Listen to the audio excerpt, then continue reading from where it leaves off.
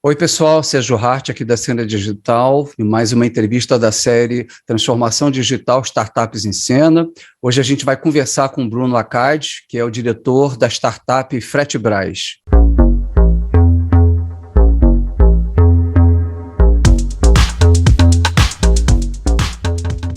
Se você ainda não assinou o canal, por favor, considera, dá o seu like, aperta aqui o sininho para que você possa ser atualizado de todas as entrevistas que a gente está fazendo sobre transformação digital, inovação e estratégias para a nova economia. Fundada em 2008 em Catalão, em Goiás, a Fretebras é a plataforma de transporte de cargas maior da América Latina. Ela facilita as transações entre as transportadoras e os caminhoneiros, utilizando a tecnologia para tornar o transporte rodoviário de cargas mais seguro e eficiente. Com mais de 580 mil caminhoneiros cadastrados e 14 mil empresas assinantes, a Fretebras ela permite que fretes sejam publicados e negociados em minutos, reduzindo assim os custos operacionais e aumentando a rentabilidade do setor. Em 2021, a Fretebras cresceu 70% e facilitou a transação de cerca de 3,5 milhões de cargas, distribuindo mais de 28 bilhões em fretes. A empresa espera chegar até o final do ano com 10 milhões de cargas e 80 bilhões em fretes negociados. Desde 2020, a Fretebras ela conta com investimento do Banco Interamericano de Desenvolvimento, o BID Invest, e foi considerada uma das 100 startups mais inovadoras de 2021. Vou falar um pouco do Bruno para vocês. O Bruno ele iniciou a carreira dele no mercado financeiro em 2012, trabalhou por 3 anos na área de fusões e aquisições, incluindo os bancos Goldman Sachs e BTG Pactual. Em 2014, foi cofundador da PegCar, uma startup de compartilhamento de carros entre pessoas. Em 2018, o Bruno trabalhou na Viola Ventures, um dos principais fundos de venture capital de Israel, antes de se juntar à Fretebras. Hoje, o Bruno é diretor de operações, com a missão de transformar o mercado de fretes do Brasil, otimizando a conexão entre transportadoras e caminhoneiros. Bruno, super prazer em ter você aqui conosco, e eu queria começar te perguntando, qual foi a oportunidade de negócio que fez vocês criarem a Fretebras? Legal, Sérgio, obrigado pelo convite mais uma vez, um prazer estar aqui contigo, falando um pouquinho sobre o que a gente tem feito aqui na Fretebras. A ideia ela surgiu lá em 2008, muito enxergamos que existia essa dor, tanto do lado das empresas como do lado dos caminhoneiros, em conseguir encontrar uns aos outros de uma forma muito mais fácil e mais rápida. Então, as cenas clássicas, que você tinha ali nas paradas de caminhoneiros, com as plaquinhas que as empresas colocavam na porta, realmente super offline e manual, e aí o caminhoneiro ficava ali, e eu tive a oportunidade de conhecer algumas dessas, e aí eu conversava com o caminhoneiro e ele falava assim, putz, eu tenho medo de ir no banheiro, porque se eu saio, e quando eu volto, talvez eu já perdi um frete que poderia ter sido um frete bom. Então, essa ineficiência e esse tempo, que o motorista ficava ali buscando uma carga e a empresa ficava buscando um motorista, ele era muito lento, muito ineficiente e obviamente, tinha muito espaço a partir daí para a gente trazer tudo isso para o ambiente tecnológico. Então, foi daí que surgiu essa necessidade e essa oportunidade mesmo de trazer isso para o digital. E aí, a partir daí, foi quando tudo começou. Entendi. Como é que funciona a Fretebras no dia a dia? Qual é o funcionamento daquilo que vocês oferecem? Como é que é para o caminhoneiro, como é que é para a transportadora? Perfeito.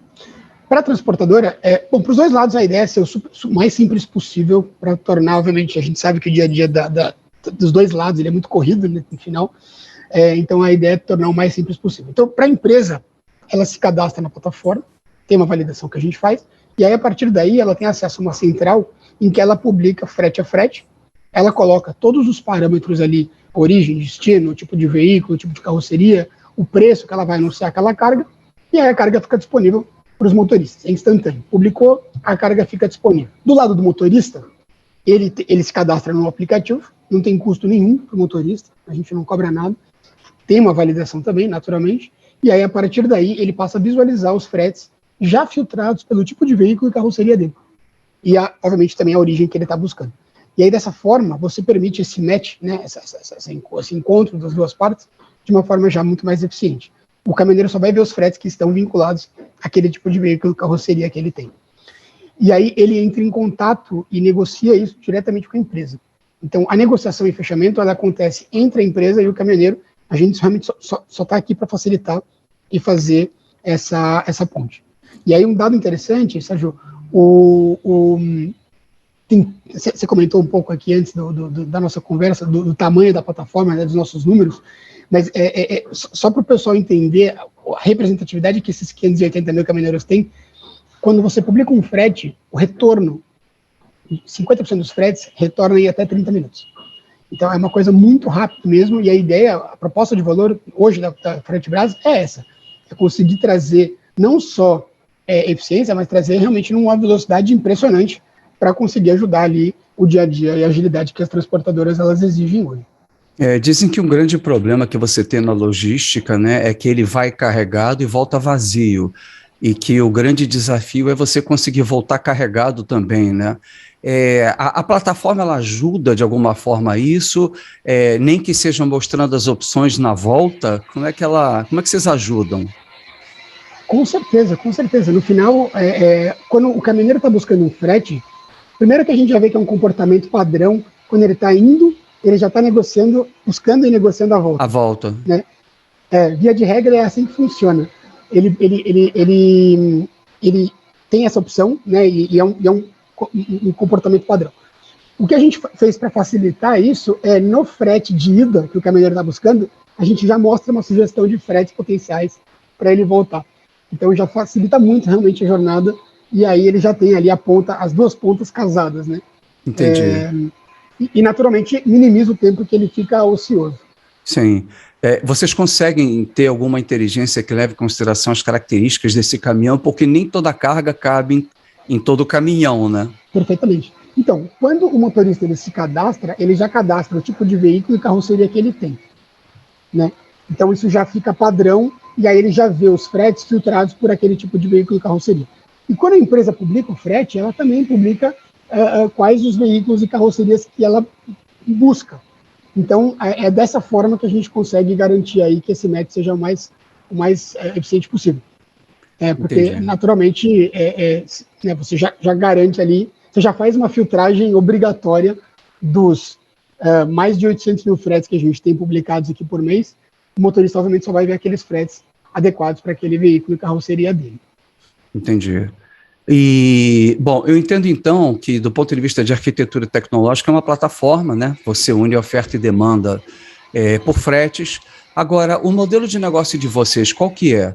Vocês faturam por um percentual da carga que é transportada, né? Ou vocês têm um sistema de assinatura? Qual que é o modelo de negócio? Hoje a gente é um marketplace, como você bem colocou, mas do ponto de vista de monetização, o nosso foco hoje é um SaaS, é um B2B, um SaaS B2B.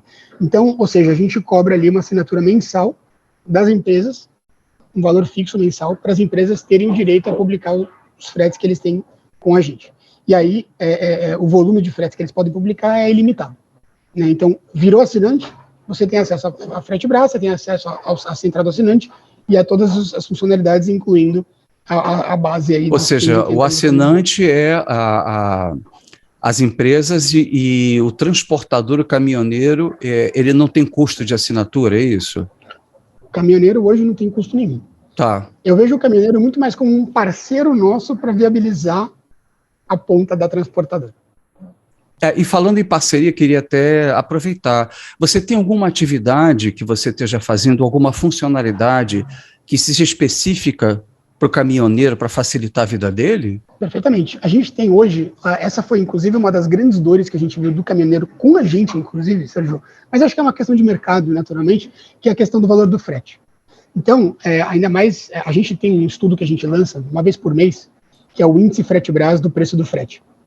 A gente consegue acompanhar a evolução do preço do frete mês a mês, de acordo com origem, destino, tipo de veículo, enfim, a gente faz uma ponderação disso por km e por tonelada para ter um preço único, um preço padronizado. O que a gente observa é que, né, em toda essa discussão que a gente tem de custo de diesel e a elevação do preço do combustível mês a mês, aí, né, isso está super em voga, e o preço do frete ele não acompanha esse aumento. Então, naturalmente, o que acontece é que a margem dos caminhoneiros ele tende a diminuir cada vez mais. E aí é toda uma discussão, uma briga em torno disso, e a gente falou, putz, no final, eles reclamavam muito para nós que o preço do frete na plataforma, ele tá baixo. Né? E essa é uma dor ali de mais de 50% dos caminhoneiros que usam a gente. E aí a gente falou assim, putz, no final do dia, motoristas, a gente está aqui para te ajudar. Quem é responsável por essa negociação são vocês. Vocês têm que negociar esse frete. Eu brinco que, no final do dia, o frete pode custar, o valor justo dele pode ser R$ 2.500. Se você tem um motorista disposto a fazer esse frete a R$2.000, o valor de mercado do frete acabou de virar R$2.000. Não é mais 2.500.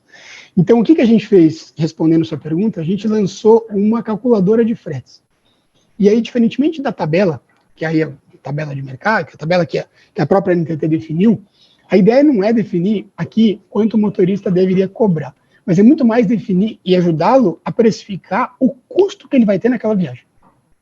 Então, ele tem os parâmetros que ele imputa, são 4, 5 parâmetros, coisa simples, e aí, a partir daí, ele vai saber, putz, tá bom, para eu fazer essa viagem de São Paulo para Vitória, Espírito Santo, vai me custar R$500, R$1.000, com diesel, com todas as variáveis, com os custos fixos que eu tenho que diluir, e aí ele tem muito mais insumo para poder negociar um frete melhor com aquela empresa, né? E aí é um pouco do que a gente tem levantado muito, e a bandeira, né? E acho que foi um grande lançamento. A gente subiu isso no aplicativo faz muito pouco tempo, mas já tem tido uma aceitação enorme. Então foi muito legal, porque mostra que, de fato, os motoristas têm visto isso com bons olhos e têm usado a calculadora para conseguir, de fato, negociar melhor o frete e, naturalmente, com isso, aumentar o valor médio dos fretes publicados na plataforma. Mas você consegue cobrar, o caminhoneiro consegue cobrar um frete acima da tabela que existe, porque com certeza a tabela não acompanha a velocidade de aumento do combustível, né? Então, na realidade, ele fica meio que no prejuízo sempre, ele está correndo atrás. Ele consegue cobrar mais do que tabela? Isso tem uma dinâmica ou isso tem um teto? Eu vejo que hoje a tabela, no final, ela acaba sendo, não estou entrando no mérito se certo ou errado, mas hoje ela acaba sendo uma referência. Uma referência. Ela não é nem um piso, nem um teto de fato, né? No final, hoje, o que acaba sendo muito mais uma variável para definir preço de frete é a oferta e demanda, sendo super honesto. Então, eu pego uma região, por exemplo, aqui, que é super característica, a região do Rio Grande do Norte. Ali, Mossoró, Macau, que é uma região muito forte em sal. 90% do sal do Brasil sai dali. Só que ali o que acontece? Você tem muito frete, que é justamente os fretes de sal, e você tem muito pouco caminhoneiro, porque não tem frete para ir para o Rio Grande do Norte. E a gente viu que o quê? Que ali, por conta dessa dinâmica de oferta e demanda, é um dos preços médios mais caros do país, do frete. Então, basicamente é isso que define. Por conta disso, né, é o que a gente fala, o caminhoneiro tem sim essa quase obrigação de conseguir levar em consideração esse custo na hora de negociar e falar, putz, não, beleza, por isso eu topo, por isso eu não topo. E aí, naturalmente, se é um frete de volta, às vezes ele está disposto a topar um preço médio menor para poder voltar, tudo bem, isso não é um problema. O problema é ele fazer um frete abaixo do custo dele. E aí, no final, você acaba jogando tudo para baixo e penaliza os próprios motoristas. Ou seja, de qualquer forma, apesar de você ter uma tabela, o preço é negociado, né? Não é um preço dado. Tá, entendi. Exatamente. Tá. Bom, a gente falou sobre o modelo de negócio, que é um modelo por assinatura, e eu queria te perguntar o seguinte, esses fretes, eles são essencialmente para o setor agrícola ou você atinge outros segmentos de atividade também? Hoje o agrícola ele tem uma representatividade bem grande aqui na plataforma, então mais ou menos uns 40% dos fretes publicados são do agronegócio, até pela característica e o perfil desse frete, mas a gente acaba tendo ali, conseguindo contemplar uma diversidade grande de segmentos. Então a gente tem outros dois grandes focos, que é os produtos industrializados, então alimentos, siderurgia, acaba sendo um produto bem forte aqui com a gente. E um terceiro, super importante também, é o setor de construção. Então cimento acaba sendo um produto bem forte aqui, que é transportado, as cimenteiras, de uma forma geral, nos procuram bastante para conseguir transportar ali os produtos que eles têm. É interessante porque... Seja a própria... Perdão. Não, é só para dizer que isso é um retrato do Brasil, né, vamos dizer assim, né? Tá um pouco puxado para a agricultura aí, que eu acho que ela é 26% do PIB, né?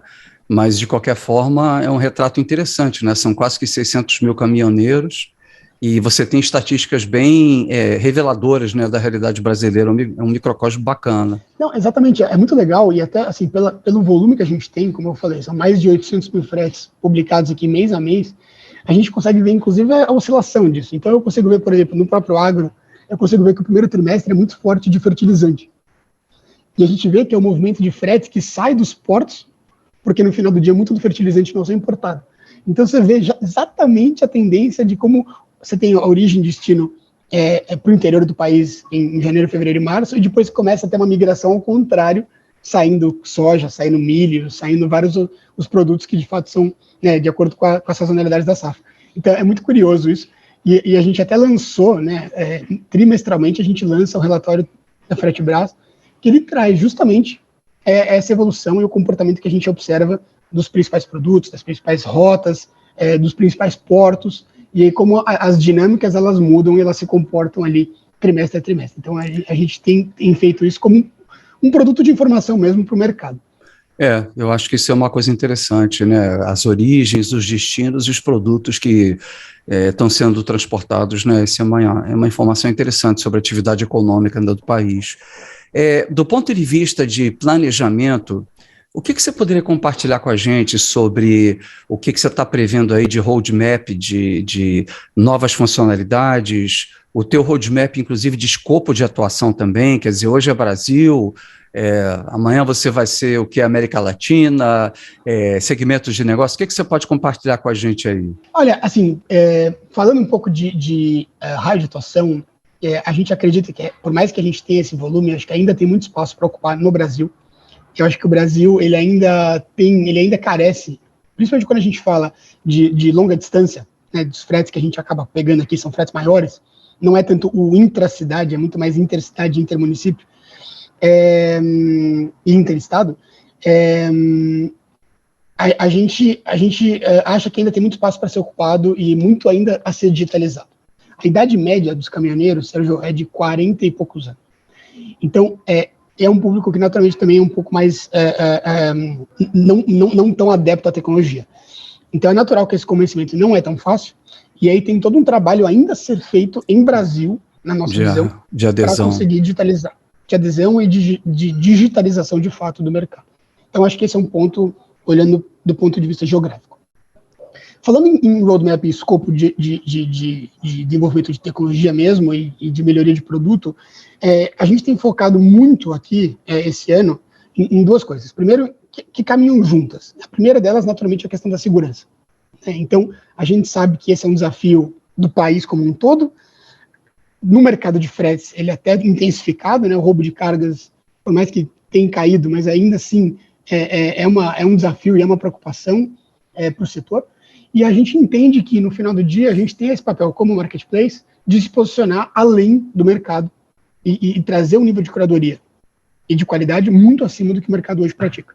Seja na ótica dos caminhoneiros, na busca dos fretes, e aí a gente começa a desenvolver, por exemplo, inteligência artificial para identificar se tem um alto risco desse frete ser um frete potencialmente falso ou alguma coisa nesse sentido. A gente consegue mapear isso agora e minimizar esse risco para o motorista, seja na ótica da própria empresa, na contratação do motorista e na minimização, por exemplo, de um roubo de carga. E aí a gente lançou, inclusive recentemente, um sistema de validação do motorista. Então eu consigo ali, com o histórico dele, com os dados que a própria empresa pede, que é bem comum as empresas pedirem de validação, a gente consegue fazer entregar um motorista mais qualificado do que do que o mercado geralmente entrega. Então esse é um foco muito importante para nós e a gente entende que a gente tem um dever até de melhorar esse nível de segurança da plataforma, pensando em ajudar o mercado como um todo. E o segundo ponto, aí é muito mais, por isso que eu falo que as coisas caminham juntas, porque você não consegue fazer o segundo ponto sem essa segurança, mas é conseguir se envolver mais na transação e melhorar esse match cada vez mais. Então, hoje, o caminhoneiro liga para a empresa e ele negocia com a empresa por fora.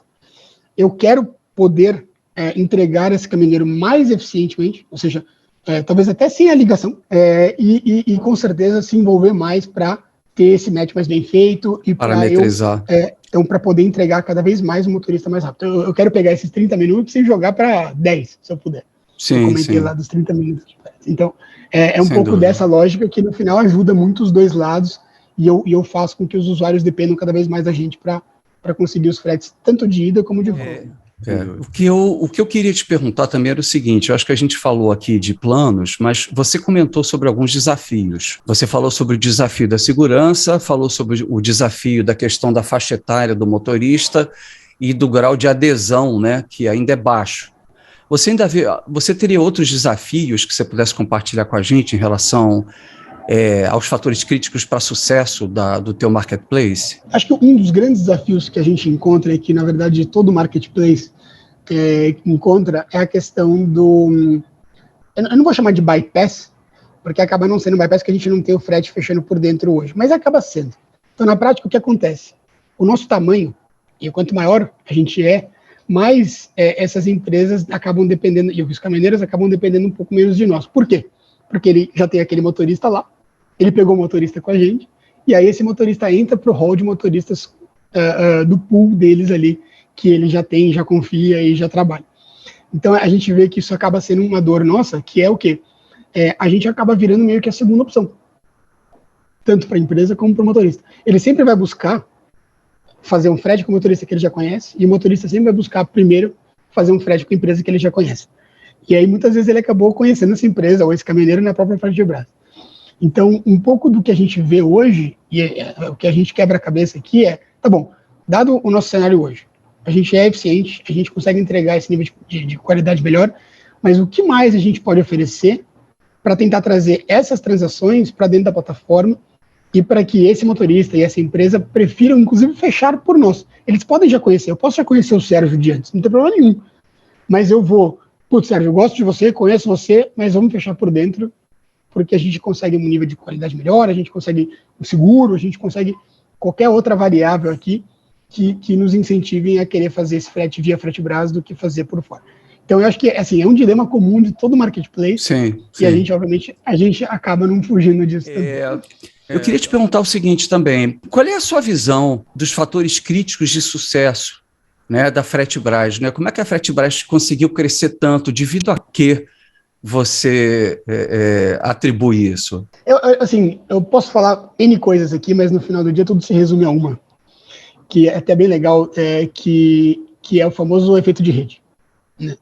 Então, no final do dia, acho que isso é uma dinâmica muito comum também de marketplace, mas se você não tem e cria esse efeito de rede positivo, que aliás é muito difícil de criar e muito difícil de perder, por mais que, enfim, como é a realidade do mercado, isso ajuda muito, tanto que assim, até 2018, 2019, a gente cresceu praticamente de forma orgânica, muito pouco investimento em marketing. E aí, é o caminhoneiro usando a plataforma para ver cada vez mais fretes, então ele se vincula àquilo e ele fica meio que dependente daquilo, e a empresa vendo cada vez mais caminhões. Então, cada vez mais que você tem empresas vendo caminhões e caminhões vendo fretes, vira uma bola de neve positiva que gera esse efeito de rede e é muito difícil de quebrar. Então, obviamente, existem várias outras plataformas surgindo e, enfim, acho que o mercado tem espaço para todo mundo, né? Acho que no final o concorrente não é uma coisa ruim, mas, naturalmente, a gente acaba se beneficiando muito disso pelo tamanho que a gente tem e pela força que a gente tem. Quando a gente conversa com os usuários, né, das duas pontas, eles falam, putz, a gente até olhou aquele outro cara, até olhou aquela outra plataforma, mas não tem o frete que tem aqui, ou não tem o caminhão que eu tenho aqui, o volume de caminhões que eu tenho aqui, o nível de resposta que eu tenho aqui. Isso é uma coisa muito legal, que eu acho que, assim, de novo, é o pulo do gato que fez a gente ser o que a gente é hoje. Bom, tive conversando aqui com o Bruno Acadi, né, que é o diretor de operações da Fretebras. Bruno, queria te agradecer muito as tuas informações, eu acho que foi um papo muito legal e interessante, eu acho que a logística no Brasil é um dos maiores negócios e um dos maiores desafios também que a gente tem, então foi uma honra aí ter você presente aqui. Queria também reforçar, quem não assinou o canal ainda, por favor, para assinar, né, deixar o like, deixa seu comentário e principalmente aperta o sino para que você possa acompanhar as discussões que a gente tem aqui. E no mais, me despedir aí do pessoal que está assistindo a gente, do Bruno, até o nosso próximo vídeo aí.